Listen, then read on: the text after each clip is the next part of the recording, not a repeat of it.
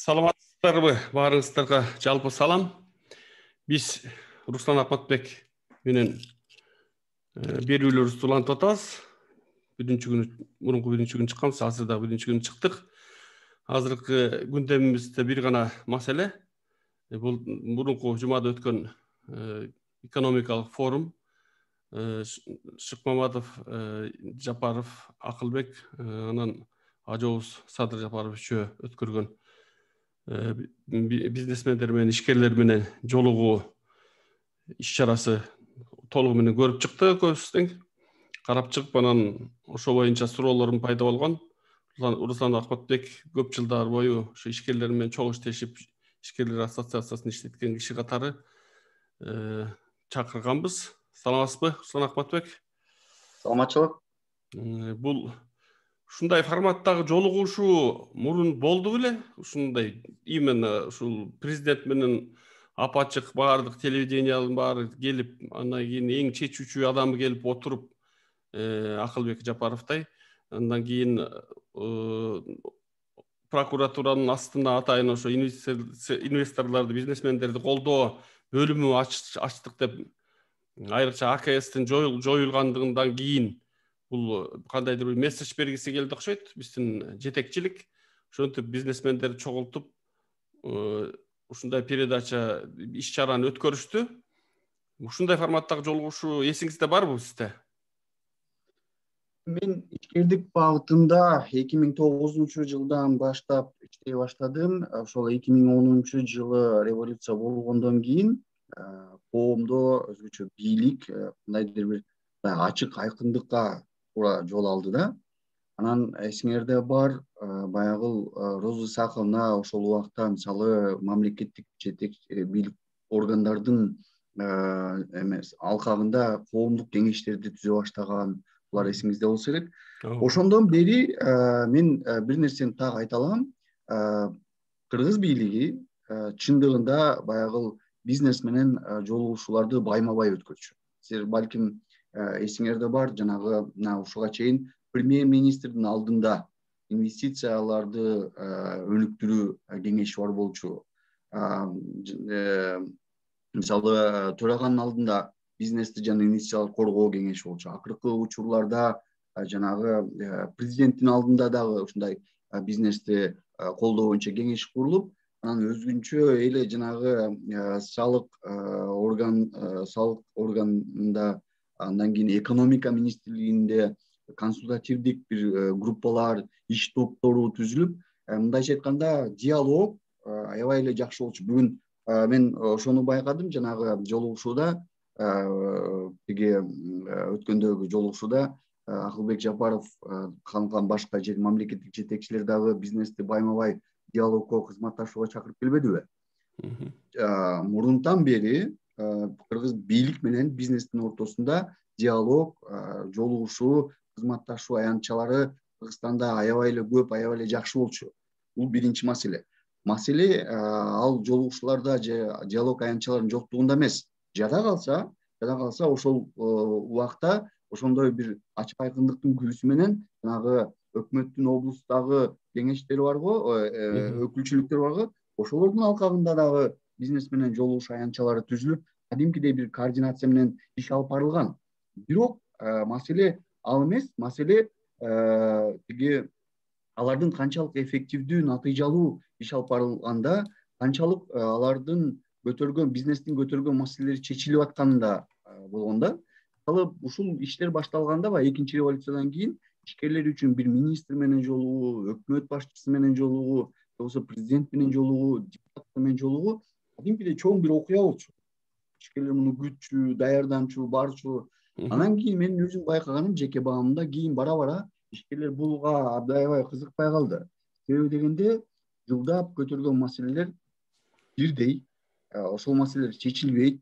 Анан кийин тиги биздин бийлик дагы бир кол менен бирди айтып, экинчи кол менен башканы жасап, же болбосо айтылган маселелер аягына чейин жетпей, өкмөт тез алмашып, бир колу менен башка нерсени жасап дегенде эмнени айткыңыз келип атат?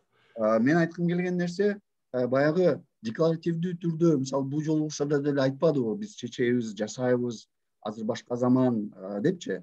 Бирок биз бир нерсени көрдүк, жалпы эле бир гана бизнес эмес, коомчулук деле бийлик дайыма бир нерсени айтып башка нерсени жасай берет. Бул Кыргызстанда тилекке каршы аябай бир көнүмүш адат болуп калганда, анан бара-бара башка нерсе дегенди ачыктап кетсеңиз эмне кылат? Мисалы биз ушундай жакшы нерселерди баары кылып беребиз дейт. Мисалы ооба, мисалы балким текшерүүнү азайтабыз дейт, кийгилишүүнү азайтабыз дейт. Бирок ар жакта кийгилишүү, текшерүү кадимкидей улана берет. Коррупция менен күрөшөбүз дейт. Ал убагында биз башкы прокуратура менен деле жолугуп, ошол убакта мисалы прокуратуранын алкагында бир координациялык кеңеш дагы бар болчу коррупция менен күрөш боюнчачы. Мисалы алардын баары натыйжа берген жок да. Коррупция азайып калган жок, кийгилишүү азайып калган жок. Болсо да булар аябай мындай оор бир процесстер менен болду да, мындай тез Грузиядагыдай же болбосо Балтика өлкөлөрүндөй же Монголиядай мындай тез өзгөрүүлөр болгон жок. Грузия демекчи эме бул жерде Акылбек Жапаров, мен балким мындай жолугушууларды көп көргөн эмеспин, катышкан эмеспин. Акылбек Жапаров менен Садыр Жапаровдун ушундай аябай бизнесмендерди, ишкерлерди баалаганын айтып, мисалы ажообуз Акылбек Жапаров жанагындай бенефис болду деп айтсак болот. Акылбек Жапаровдунчу ушинтип айтканы бир мындай Саакашвили менен Бендукидзедей болуп Кыргызстанда көп нерсе өзгөрүп кетчүдөй бир көрүндү да.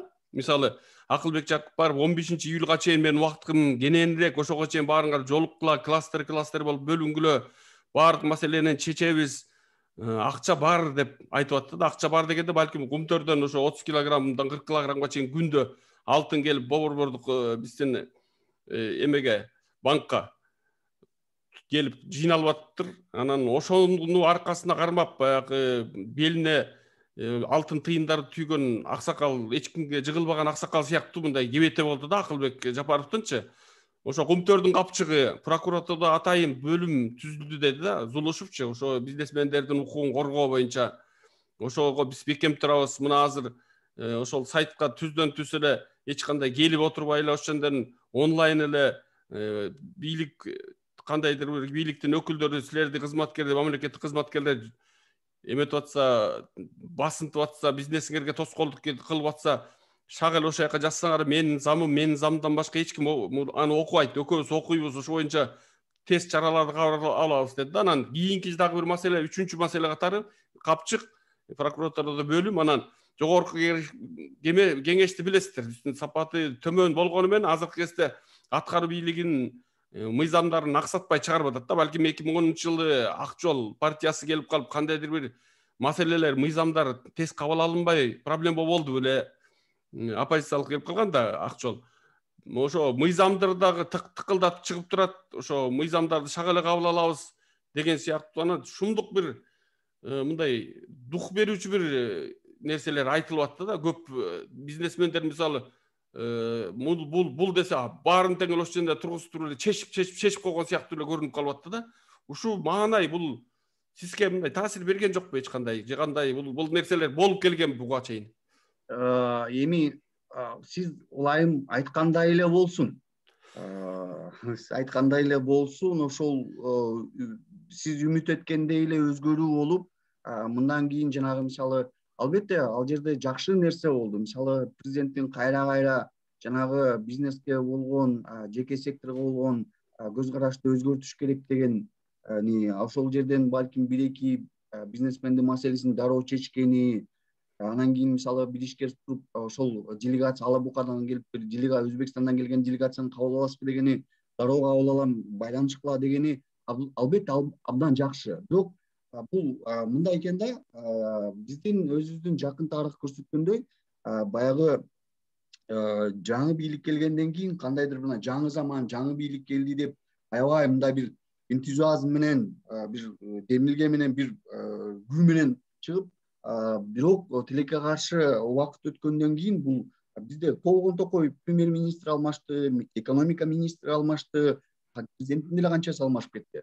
Ошол нерсе, ошондой бир адат бар экен да, 1-2 жылдан кийин барып кайра өзүнүн нугуна түшөт да, баягы бюрократия, чиновниктер бүт эрежелерди кайра эле өзүнүн нугуна түшүрүп коет. Эми Эми мисалы өзүнүн ошол нугуна дегенде жанакындай шапка алмай, андан ооба кийин ооба анан ооба бизнести каалаган кезде жүдөтүп каалагандай акчасын алып албай, бизнеске мисалы налог казынага акча түшпөй баштаса алдын ала налог алып алмай, бир жылдыкын, бир айдыкын мурун же болбосо бере тургула деп акчаларды алып ошондой кандайдыр басым жасоо, ошолор кайра эле болот, кайра эле паралуу болот деп ойлоп атасызбы? Бул жерде мен ошо мени күмөн кылган нерсе баягы эле чиновник, баягы эле эч нерсеге жетпеген айлыкты алган чиновник. Баягы эле 200 миң дейбизби, канча миң деп атабыз, чиновниктердин армиясы. Алар жеш керек, ичиш керек, үй бүлөсүн багыш керек. Алар да адам. Анан ошолордун айлыгы эч көтөрүлбөй туруп эле андан кийин эле эме өзгөрүп кетет. Алардын психологиясы өзгөрүп кетет деген нерсени күтүү кыйын го дейм да. Бул президенттин жанагы инвестиция министрлигинин Акылбек Жапаровдун ишкерлер менен жолугуусу кандайдыр бир мага баягы шайлоо убагындагы бир иш чарадай эле туюлду. Биздеги негизги трагедия билесизби эмнеде, Эсен мырза? Биз бирок ушул жолугушууда бул кайра айтылды. Биздеги негизги эң чоң кемчилик биздин өлкөбүздүн ошо ишкерлерди, жеке секторду өлкөнүн өнүгүүсүнүн негизги динамикасы, негизги өзөгү катары карабагандыгында да. Биздеги орто жана чакан ишканалар, алар иш орундарын түзөт, салык төлөйт, салык проблемаларды чечет. Бирок биз ушул ишкерлерди эч качан булар биздин өнүгүүнүн, экономикалык өнүгүүнүн локомотиви, мындайча айтканда биздин экономиканын драйвери деп караган эмеспиз да. Биз жалаң эмнеге караганбыз? Биз үчүн кумтөр маанилүү, биз үчүн эл аралык колдоо жана карыздар маанилүү, донорлор маанилүү. 100 миллиондогон келген долларлар маанилүү. Ооба, бизде ишкерлер ар дайым бир кандайдыр бир кризис убагында же болбосо акыркы бир кезекте эстей турган эле бир категорияда тилекке каршы ушундай болуп калган. Бирок биздеги газ, нефть, ресурстар болгон өлкөдө ишкердин маселеси көйгөйү биринчи приоритетте болуш керек. Буга мен далил катары эмнени айта алам? Мына жаңы бийлик келди, мына ошондон бери мына 8 ай мына ишкерлер менен жаңы жолугуп атат. Биринчи жолугушуу. Бул деле жакшы, бул деле абдан жакшы. Анан мисалы ушуга чейин ишкерлердин мисалы ишин жеңилдеткен же болбосо көйгөйүн чечилген жанагы Садыр Жапаровдагы кагазда окуган антикризистик бир программа же болбосо бир реформанын ишке ашпаганы мисалы. Бул деле бул чоң көрсөткүч да, эми бийликтин приоритеттеринин көрсөткүчү да. Бизде приоритет биринчи эмне болду? Конституция өзгөрдү, шайлоо өттү, анан президенттик башкаруу болду. Күнтөрдү алдык, АКСти жойдук. Балким асастан келатабы дейм да. Келатат сөзсүз түрдө, бирок жанагы биздин ишкерлердин, жеке сектордун өзгөрүү, өнүгүү деген түшүнүгү менен бийликтин өзгөрүү, өнүгүү деген түшүнүгү бир болбой атат да, тилекке каршы. Сиз ошол боюнча бир суроо берейин деп атам да. Кечиресиз. Эме ошондо көрдүңүз да, мисалы ошо ишкерлердин биздин Баткенден келген, түштүктөн келген, көл жактан келген түрдүү жайдагы мындай дежурдук бир иш чара сыяктуу көрүнгөн жок мага. Каалаган киши жасылып, каалаган киши келген сыяктуу болуп көрүндү да. Жана Кытай ишкерлерге которуп берип аткан кыз, которуп берип аткан кыргыз бала.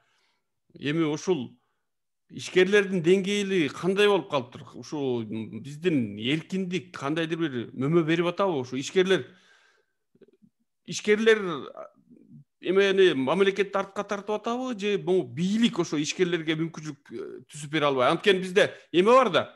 Элде биз гана эме мамлекеттик кызматкерлерди айтып атпайбызбы? Бирок элдин психологиясы да ошондой. 70 жыл бою биз бай жаман, баягы өтүп кет, бирдемени кечип кет, байдын үйүн талкала, кедейдин үйүн калкала деген ушундай бир бизде эмелер психология бар да. Андан кийин дагы мына, андан кийин мусулманчылык келгенде да ошо мусулманчылык дагы бир мындай таркы дүйнө деген бир эме менен келди да.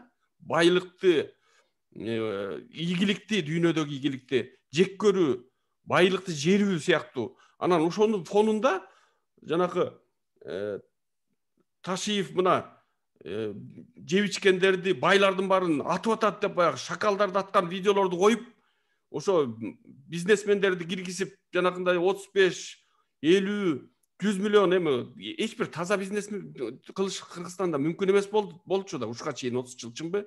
Эми ошол любой бизнесменди любой шыйрагынан, жанагы Чолпон Жакупов айткандай, каалаган шыйрагынан сүйлөп кирип, сен эмне майын сыйрысаң болот да.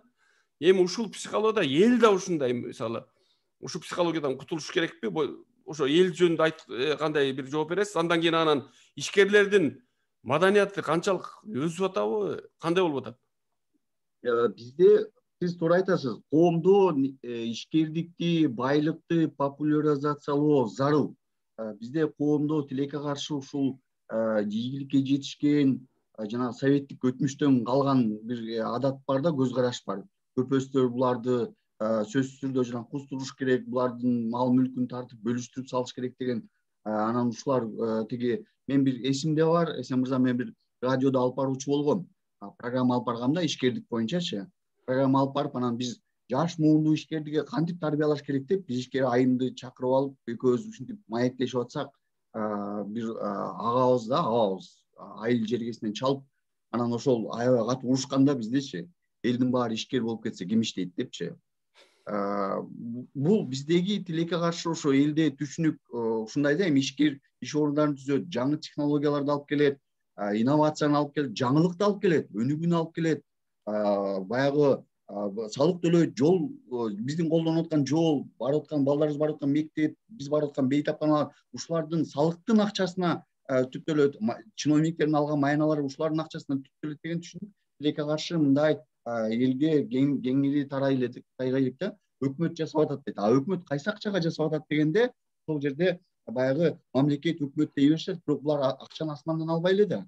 Ошол салык төлөөчүлөрдүн акчасына жасап атат. Салык төлөөчүлөрдүн жанагы президентти хан деген себеби дагы ошол да. Менеджер десе болбой эле, жок бул хан деп. Эми бул биз коом аны маянага бир менеджер кылып мындай жумушка алып атабыз да, мындай чындап алып келгендечи.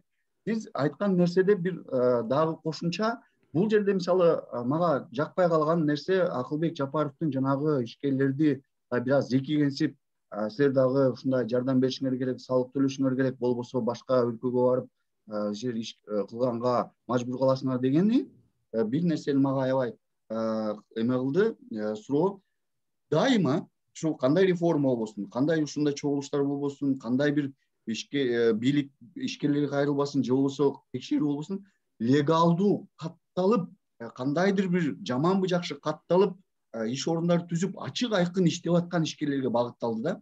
Мисалы бүгүнкү келген сиз эмеде 23-үндөгү келген президент менен жолугушууда, ал жерде толугу менен легалдуу иштеп аткан, катталып, салык төлөп аткан, соц төлөмдөрдү ишке ашырып аткан ишкерлер отурган ал жерде.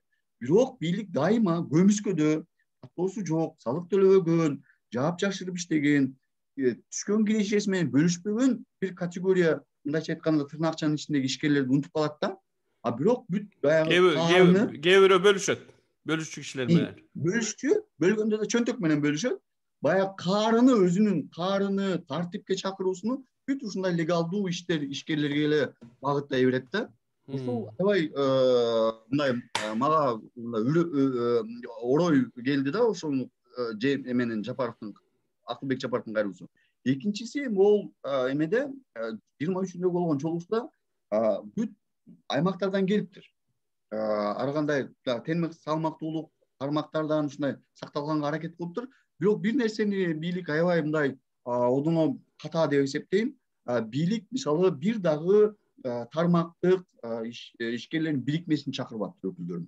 Бул эми бул аябай чоң жаңылыштык деп эсептейм. Себеби кыргыз бийлик учурда өзү чындап келген ишкерлерге кыйраткан деле жардам көрсөтпөй эле.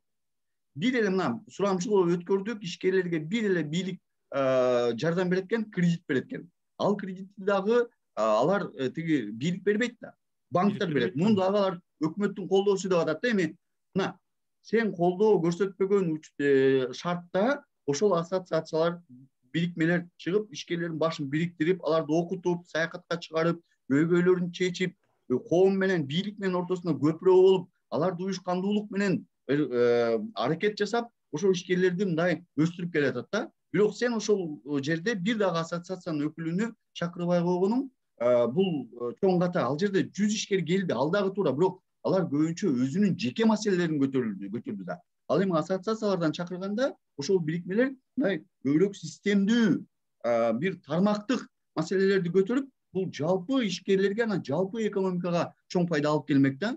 Бирок эмнегедир бул билбейм кандай бир ой менен бул тенденция сен мырза тилекке каршы мен ишкердик ассоциациясында иштеп жүргөндө деле бар болчу. Ассоциацияларга каршы булар бизге күчтөнүп кетет, булар бизди деге өзлөрүнүн биз каалабаган суроо берип булар деген аякта сындап ийет деген бир нерсенин коркконун айынан ушундай ассоциацияларды мурун чакырчу эмес.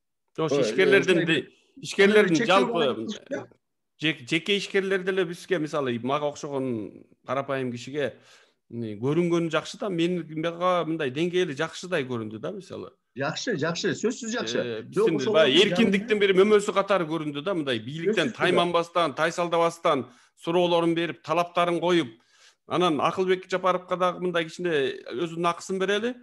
Ал киши ошентип мындай ишти билгенин көрсөтө алды да, менин оюмча. Андан кийин анан 19 күмтөр дагы керек дегенди биз кээ бир эмелерде массалык маалымат каражаттарда мындай кесилип чыгып, ошо 19 күмтөр дегенде 19 ген касуу деген дебептир. 19 кумтөрдөй салык төлөй алган, ошондой мүмкүнчүлүгү бар күчтүү нерсе керек да. Баягы жанакы Бакыт Аманбаев Бакыт Аманбаевди суроо бергенде дагы ошого жардам берем, сен өзүң окшогон баланча түкүнчө деген 2 кишини да билет экен, үчөөңөр мага киргиле.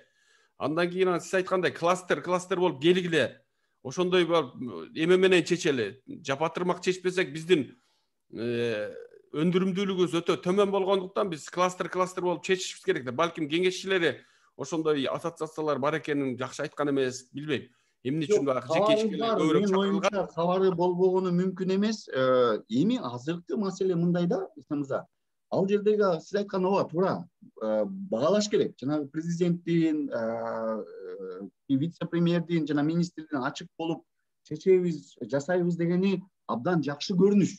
Абдан сонун көрүнүш. Мисалы биз салыштырмалуу башка балким башка тиги кошуналарга салыштырып келгенде бул абдан бир башкача бир жаңыча бир көрүнүш да. Себеби алардын бийлиги ишкерлер менен биз менен сүйлөшкөндө сүйлөшпөйт. Административдик түрдө сүйлөшөт. Сен мону жасайсың, сен мондай болосуң депчи. Биздикилер баягы кеңешип, керек болсо сынды угуп, сунушту угуп, кандайдыр бир маселени жылдырганга аракет кылышпайбы? Биздеги чоң маселе балким ушул ишкерлердин көтөрүп, жалпы эле коомдо эми ишкерлерди коомдон бөлүп карай албайбыз да. Коомдук маселелерди чечкенге бийликтин дараметинин, компетенциясынын жетпегени.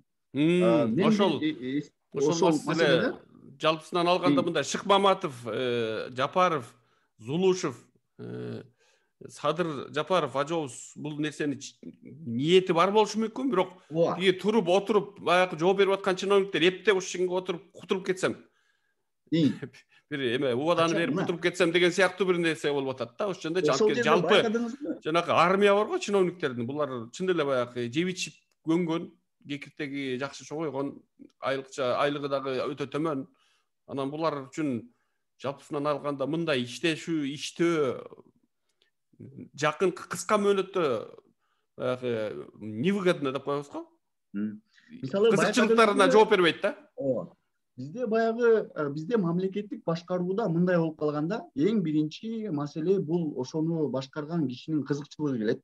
Ошол жерде иштеген же башкарган же маселени чечкен кишинин кызыкчылыгы келет. Экинчи маселе ошол ведомствонун, органдын өзүнүн кызыкчылыгы экинчи даражада турат. Андан кийин ишкердин же жарандын кызыкчылыгы. Биринчи кезекте эч качан жарандын же ишкердин кызыкчылыгы келбейт. Бизде ошондой бир тилекке каршы бир эме түзүлүп калган. Бул биздеги институттардын деградация болуп иштебей калгандыгынын көрсөткүчү да. Жанагы жолугушуудагы мен айткан илгертен бери келаткан маселелердин кайра кайталанып чечилбегени. Анан байкадыңызбы? Мисалы президент айтып, ошол мамлекеттик жетекчиге, ошол жердеги органга айтып атат. Сен 2 күндүн ичинде ушуларды жасабасаң, кетесиң депчи. Мындайча айтканда президент унун жаса деген сөзү жетишпей, сен кетесиң деп мындай санкция кылып туруп ошол эмени мындай жаза эмесин көрсөткөндө гана бизде өлкөдө бир нерсе Ислам жылып атат мырза, да тилекке каршы. ошо биздин азыр убактыбыз дагы узакка кетти. Чын ошол Жапаровдун, Садыр Жапаровдун ушундай буйрук берип атканы, буйругун жанакындай жугуштан кетесиң менен коштоп атканы, камчы менен кезеп атканы, ишкерлерге кандайдыр бир токоч көрсөтүп атат, чиновниктерге камчы көрсөтүп атат да. Анан биз баарыбыз баягы айрыкча Кыргызстандын жетекчилери эң күчтүү жетекчи катары дүйнөдө биз кимди көрөбүз? Путинди көрөбүз да. Эми ошол Путиндин тапшырмаларынын 3төн 2син Орус өкмөтү аткарбайт экен. Азыр статистика чыкты. Мына Finance.ru деген нерсе менин алдымда турат. Бияктан көрсөтөйүн десем азыр мүмкүнчүлүк болбой калды. Бул политологдор да муну эсептеп чыгышкан. Эмне болуп атат? Бул жерде Минфин баягы президенттин тапшырмаларын аткарбоо боюнча Путиндин лидер экен. 334 тапшырмасынын 244-ün аткарбаптыр. Андан кийин Минэкономразвитиясы келет экен. 273 тапшырмасынын 196-ын аткарбаптыр. Минтрас андан кийин экен 215 тапшырманын 165-ин аткарбаптыр. Анан проценттик жагынан алганда эң биринчи Росреестр деген келет экен. 17% тапшырмасын аткарыптыр. Минприрода, Минсельхоз 80% тапшырманы аткарбай коюптур. 3төн 2син Минвосток развития, Минтруд, Минэнерго аткарбайт экен. Татьяна Голикова деген соц саясатта жооп берген вице-премьер 58% тапшырманы аткарбаптыр. 600 тапшырманын 349-ун аткарбаптыр да. Мен берейин деп аткан суроом, ушундай тапшырмалар аткарылбай баштаса, мындай форматты мисалы жарым жылда бирден ушундай жолугушуп турабыз деп убада кылды, мисалы Акылбек Жапаров. Аткарылбаса бул бара-бара аста мынтип унутулуп анан кайра эле баягы эски рухка түшүп калабызбы? Же аткарылат деген кандайдыр бир үмүт барбы? Анткени кыйын да, бунун аткарылуусуна байланыштуу да мындай форматтардын улануусу, чынбы? Бул эми мындай жолугушуулар негизи бизнестен президенттин түздөн-түз сигнал кабыл алуусуна багытталган да, ошондой болуш керек. Эми ошол жерге 100 ишкер катышты. Эми 100 ишкердин жылда 100 ишкердин проблемасы чечилбесе, калган ишкерлер эмне кылат? Калган ишкерлер анда баары менен жолугуп чыгыш керек. Бул ошол жанагы биз орусча айтып атпайбызбы? Ручное управление депчи. Бунун эң кесепети, таасири ушундай да. Мисалы, бул көрүнүш илгерди эле болгон. Мен бир эсимде бар, Сооронбай Жээнбеков премьер-министр болуп турган убакта, ошол жылы бизнес 110 маселе көтөрүлгөн. Ошонун 10 гана маселеси, 10 гана пайызы чечилген. Билесиңиз? 10 эле пайызы чечилген бир жылдын ичинде. Эми ушундай тенденция болуп атканда, ушундай шарт болуп атканда, жанагыдай кол менен ручное управление болгон жерде кантип жалпы ишкердикке пайда алынып келет да, бул белгилүү бир чекке чейин өзүнүн таасирин берет. Биз деген аз учурда ошол институттардын иштөөсүн камсыз кылышыбыз керек да. Болбосо президент ишкер, кылмыш, социалдык, маданий, экономикалык канча маселенин өзүнүн жеке көзөмөлүнө алышы мүмкүн. Ал деген бул эмнеге бюрократиянын көбөйүүсүнө, анан биздин жана сиз айткандай камчы менен гана башкаруубуздун алып барат да. Бирок биз мамлекеттик орган, мамлекеттик кызматкер жанагы өзүнүн бир камчысыз эле жогору жактан катуу бир мындай уруш жебей эле ошол өзүнүн милдетин так билип аткарып, тескерисинче теге ишкердин же жарандын укугуну сактаганга аракет кылыш керек да. Негизги миссиясы ошол болуш керек. Көп суур баягы айтып коет го, көп суур ийин каспайт, катса дагы терең каспайт деп. Бул чиновниктердин армиясы өтө эле чоң, чын эле. Кыргызстандын көтөрө алгыс, мисалы мунун баягы салыштырып элдин баары бул мамлекетте баланча экен, түкүнчө экен деп баягы 100 000 кишиге момунча чиновник келет экен деп айтып атып баягы уялбагандан өзүң уял болуп айткысы да келбей калды адамдарчы. Канчалык деңгээлде бизде чиновниктердин саны канчалык жогору экенин, сапаты канчалык төмөн экенин, ошол бүт демилгелери бар, ошол килейген жанакындай мындай карасаң 80% шайлоого келген адамдардын 38% шайлоочу келди. Ошонун 80%ын добушун алган күчтүү баягы легитимдүүлүгү бар деп айтсак болот. Айла жок, болгон ушул болуп атса, келип аткан эмебизчи. Ошондой президентти дагы саска тыгып коюшу мүмкүнбү? Эмне кылыш керек бул эмени? Кандай чечиш керек? Грузиянын эмеси методу керекпи? Малайзиянын методу керекпи? Сингапурдун методу керекпи? Эмне кылышыбыз керек биз? Бул жерде мен бир кызыктуу окуя айтып берейин. Менин өткөндө жакындарым келип, чет өлкөдөн келип, анан эмеде ковид менен ооруп калышып, үйдө камалып калышты да. Анан баягы алыстагы карындашым телефондун жардамы менен, интернеттин жардамы менен аларга врач чакырды. Москвада отуруп алып. Врач чакырды. Үйүнө оюнчук заказ берди. Тамак аш заказ берди. Анан ПЦР анализ заказ берди. Интернеттин жардамы менен эле. Биздин Бишкекте эле. Бишкекте эле. Бишкекте ошол бүт баарын уюштуруп, бат эле бүтүрүп салды, маселени баарын чечип салды. Өзү демилгени колго алып. Анан ошол карындашым айтат да, аябай таң калдым дейт. Кыргызстанда жеке сектор, орто жана чакан ишканалар абдан сонун иштейт экен дейт. Бул көрүнүш Москвада да жок дейт, башка чоң шаарларда да жок дейт. Ушунчалык мобилдүү, ушунчалык баягы тез, сапаттуу кылып аткарып беришти. Биз бир нерсени, бийлик да бир нерсени баамдаш керек. Бизде өнүккүсү келген, баягы алдыга жылгысы келген, өскүсү келген бир ишкерлер бар. Бул ишке экономика деген ошо ишкерлердин топтому да, мындайча айткандачы, ошондой ишкерлер бар. Биз ошол потенциалды гана колдонуп, ошол потенциалды токтотуп аткан, тоскоол болуп аткан шарттарды жоюшубуз керек. Сыртта дагы жанагы Багыт Аманбаев айткандай, кыргызстандыктагы, кыргызстандык эместеги ишкерлер күтүп турат да. Ооба. Ал баягы ишкер суу сыяктуу экен да, аягыга нук ачылса ошол жака ага берет экен. Ооба. Жанагы ишкер, Ала Букадан келген ишкер айтып атпайбы? Мен дейт, жол салдым дейт, тиги суу чыгардым дейт. Инвестор өзү таап келип атат сырттан. Эми ушулардын баарына, ушул иштин болуп кетүүсүнө тоскоолдук болгон нерселер бар да, ошолорду гана жок кылышыбыз керек да. Бул дагы кандайбы менен өтөт? Мисалы, биз мамлекеттик бийлик, баягы бийлик булардын баарын өзү өнүктүрөм, өзү завод ачам, өзү фабрика ачам деп аракеттенбеш керек. Керек болсо кээ бир нерселерди мындай демилгелеп уюшуп аткандан кийин жанагы чет өлкөдө практика болуп аткан мисалы саморегулируемый организациялар бар. Өзүн жөнгө салган. Туризм сектору мисалы, ошол өзлөрү келип чет өлкөдө өзлөрүнүн жаңы мейманканаларга жылдыздарды беришет, өздөрү өнүгүш, өз тармак, өзү мамлекет аяка бир тыйын да коротпойт. Ушундай ушуга окшогон ишкерлердин өзүнүн ара уюшкандуулук менен өнүгүп аткан тармактарына мамлекет жөлөп таяп бир стандарттарды коюп, мисалы бир ишкердин айтканы бар, негизги эки эле критерий коюш керек дейт да. Бул дейт, айлана ишкердин жасап аткан иши мыйзамды бузбаш керек дейт, анан коомго зыян тийгизбеш керек. Экологияга да. Экологияга. Айлана чөйрө коомго зыян тийгизбеш керек дейт. Болду. Биз ушул бардык нерсени жөнгө салабыз деп мамлекет кийлишип аны баягы автомат эмес, кол менен жасаганга аракет кылган үчүн көп нерсе көйгөйгө айландырып алганбыз өзүбүзчү. Бирок бизде айтып атпаймынбы, жана менин жакындарым айткандай, таң калгандай, кошуналарыбыз таң калгандай, бизде аябай мобилдүү, өнүккүсү келген жеке сектор көрүп калды. Аябай сонун. Ошол улантып кетишибиз керек да. Ушу менен берүүбүздү аягына чыгарсак, бул албетте жанагы Шыкмамбатовдун дагы ГК государственный частный партнерство ГЧП деп ушул бул нерсе дагы мындай коркунучтуу деп ойлойм да. Бир четичи мамлекет кийлигишкен, мамлекет катышкан нерсе өспөйт да, өнүкпөйт менин оюмчачы.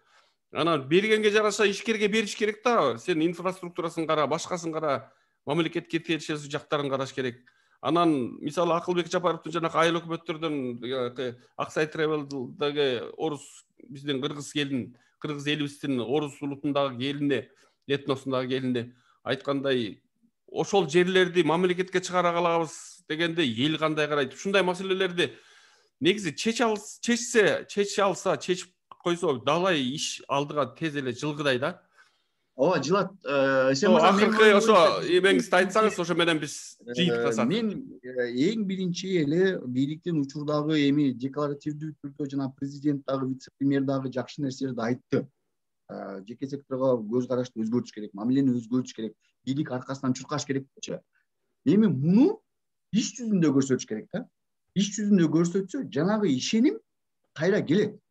Ошол ишеним калыбына келгенден кийин жана сиз айткан ГЧП, мамлекеттик жеке өнөктөштүк деген нерсе иштей баштап, анан көп нерсе өзүнөн өзү чечилет. Бул эми биз ойлоп тапкан нерсе эмес да. Бул дүйнөдө ийгиликтүү түрдө иштеп аткан, коомго чечим сунуштап, турмушту жакшыртып аткан механизмдер да. Ошон үчүн бул жерде эң эле биринчи маселе азыр мисалы бир дагы мамлекеттик ишкер бир дагы ишкер мамлекеттик тендерге катышкысы келбейт.